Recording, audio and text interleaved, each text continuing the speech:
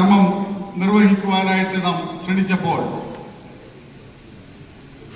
World Malayali കൗൺസിലിന്റെ ഭാഗം ആയി തീർന്നിരിക്കുന്ന വേൾഡ് മലയാളി കൗൺസിലിനോടൊപ്പം സഹസഞ്ചാരിയായി നമ്മുടെ പല വേദികളിൽ വന്ന് നമ്മെ അനുഗ്രഹിച്ചിട്ടുള്ള നമ്മുടെ തമ്പുരാട്ടി ഈ മീറ്റിംഗിൽ ഇന്ന് പങ്കെടുക്കുന്നു.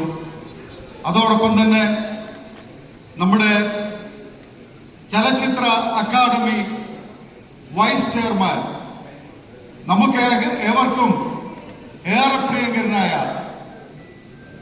പ്രേംകുമാർ ഈ മീറ്റിംഗിൽ പങ്കെടുക്കുന്നു.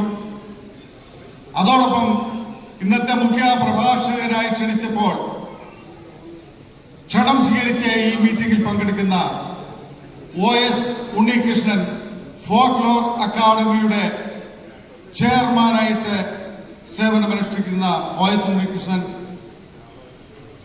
പ്രത്യേകിച്ച് ഒരു കാര്യം കൂടെ ഉള്ളത്, ഞാൻ പഠിച്ച എൻ്റെ കോളേജിലെ എൻ്റെ ജൂനിയറായി പഠിച്ച OS ഉണ്ണികൃഷ്ണൻ പഠനകാലത്ത് തന്നെ തൻ്റെ മികവ് അവിടെ തെളിയിച്ചിരുന്നു.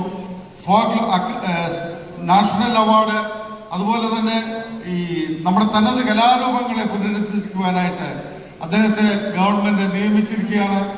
ഈ വേദിയിൽ നമുക്ക് ആദരണീയരായവരെ എല്ലാവരുടെയും സ്നേഹപൂർവ്വം എല്ലാവർക്കും കടന്നു വന്നിരിക്കുന്ന എല്ലാവർക്കും ഞാൻ വേൾഡ് മലയാളി കൗൺസിലിന്റെ സ്നേഹ വന്ദനം അറിയിക്കട്ടെ.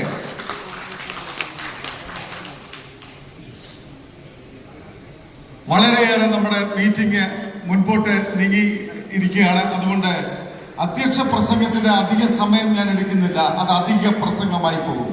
അതുകൊണ്ട് ഒരു കാര്യം മാത്രം ഞാൻ പറയുകയാണ്, വേൾഡ് മലയാളി കൗൺസിലിന്റെ നെടും തൂണുകളാണ് വേൾഡ് മലയാളി കൗൺസിലിന്റെ ഫോറംസ്.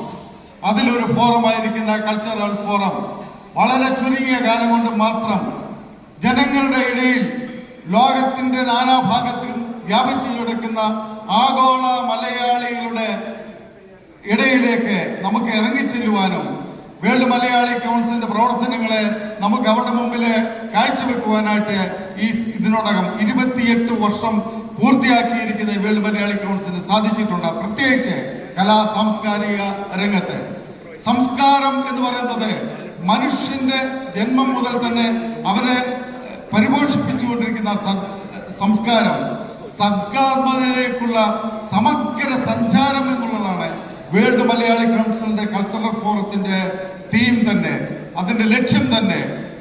ആ ഒരു ലക്ഷ്യത്തിലേക്ക് സർഗാത്മകതയിലേക്കുള്ള സമഗ്ര സഞ്ചാരത്തിന് വഴികാട്ടികൾ വേണം, സഞ്ചരിക്കുവാൻ പാതകൾ വേണം. അത് വഴികാട്ടിയായിട്ടിരിക്കുന്നത് നമ്മളിൽ ഓരോരുത്തരും. അതിന് പാതകൾ തെളിയിക്കുന്നത് വേൾഡ് മലയാളി കൗൺസിലിന്റെ അനിശ്ചിതരായിട്ടുള്ള നേതാക്കളാണ്. ഗോപാലപിള്ള സാറും ജോൺ മത്തായി സാറും വിജയലക്ഷ്മി മാഡവും, അങ്ങനെ ഓരോരുത്തരുടെ പേരുകൾ പറയാതെ തന്നെ ഇവര് ഈ കഴിഞ്ഞ ദിവസം ഇന്നലെ തന്നെ നമ്മൾ കണ്ടതാണ് നമ്മുടെ ഇതിന്റെ ഉദ്ഘാടനം. ഇത് വേൾഡ് മലയാളി കൗൺസിലിന് ജനങ്ങളുടെ മനുഷ്യനെ മനുഷ്യനാക്കുവാനുള്ള മാനവികതയിലേക്ക്, അതുപോലെ തന്നെ മലയാള ഭാഷയെ ലോകത്തിന്റെ നെറുകയിലെത്തിക്കുവാൻ ശ്രമിക്കുന്ന, അതിനെ അടയാളപ്പെടുത്തുവാൻ, ലോകത്തിന്റെ നെറുകയിൽ അടയാളപ്പെടുത്തുക എന്നതാണ് വേൾഡ് മലയാളി കൗൺസിലിന്റെ കൾച്ചറൽ ഫോറത്തിന്റെ കലാ സാംസ്കാരിക സംഘടനയുടെ ലക്ഷ്യം. അത് പറഞ്ഞുകൊണ്ട് ഞാൻ എൻ്റെ വാക്കുകളെ ഉപസംഹരിക്കുകയായിരുന്നു. നമുക്കിനിയും ഒരുപാട് സഞ്ചരിക്കുവാനായിട്ടുണ്ട്, ഒരുപാട് കാതങ്ങൾ പിന്തുടരാനായിട്ടുണ്ട്. നമുക്ക് മുമ്പില് ഈ സമയത്ത് നമ്മളുടെ മുൻഗാമിയായിരുന്ന നമ്മുടെ ഡോക്ടർ P. ഇബ്രാഹിം ഹാജി തെളിച്ചു തന്ന ആ ഒരു വിളക്ക്, ആ ഒരു മാർഗദീപം നമുക്ക് മാർഗദീപമായിട്ട്, വെളിച്ചമായിട്ട്, കൽത്തൂണായിട്ട് നിലനിൽക്കട്ടെ. നാം ഇരിക്കുന്ന ഓരോരുത്തരും വേൾഡ് മലയാളി കൗൺസിലിന്റെ ഓരോ അംബാസഡേഴ്സ് ആയിട്ട് ആ വെളിച്ചം സമൂഹത്തിലേക്ക് കൊണ്ടുവരുവാൻ നമുക്ക് പ്രയത്നിക്കാം. സമൂഹത്തിന്റെ ഇന്ന് മാറിക്കൊണ്ടിരിക്കുന്ന സംസ്കാരം, അല്ലെങ്കിൽ ഇന്ന് മാറിക്കൊണ്ടിരിക്കുന്ന മൂല്യശോഷണത്തിന് മനുഷ്യന്റെ മനസ്സിൽ ആർദ്രതയോടും കനിവോടും കൂടി നമുക്ക് ഓരോരുത്തർക്കും മുമ്പേറാം എന്ന പ്രതിജ്ഞയോടുകൂടി ഈ കോൺഫറൻസ് അവസാനിക്കുകയാണെങ്കിൽ തീർച്ചയായിട്ടും ഈ കൂട്ടിവരവിന്, ഈ സമ്മേളനത്തിന് അർത്ഥമുണ്ടാകും എന്ന് പ്രഖ്യാപിച്ചുകൊണ്ട് ഞാൻ എൻ്റെ വാക്കുകളെ അധ്യക്ഷ പ്രസംഗമേ ഞാൻ ഉപസംഹരിക്കുന്നു. ഏവർക്കും എൻ്റെ നന്ദി, നമസ്കാരം. ഒരുപാട് നന്ദി പ്രിയങ്കരനായ